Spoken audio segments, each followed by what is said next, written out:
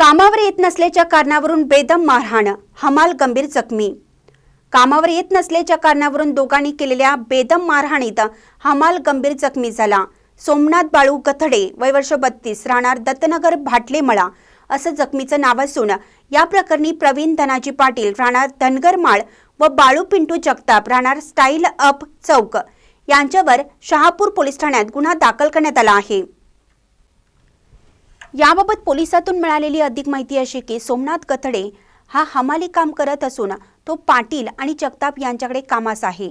4 जानेवारी रोजी रात्रीच्या सुमारास पाटील व जगताप यांनी गथडे यांच्याकडे जात तू कामावर का आला नाहीस असं म्हणत शिवीगाळ करत लाथाबुक्यांनी मारहाण करण्यास सुरुवात केली। या मारहाणीत गथडे यांच्या डाव्या बाजूची बरगडी फ्रॅक्चर झाली आहे। गथडे यांच्या तक्रारीवरून पाटील व जगताप यांच्यावर गुन्हा दाखल करण्यात आला आहे। महानकरी न्यूजसाठी सुभाष भस्मे, इचलकरंजी। ताज्या बातम्यांसाठी महानकरीला सबस्क्राइब करा आणि बेल आयकॉनला क्लिक करा।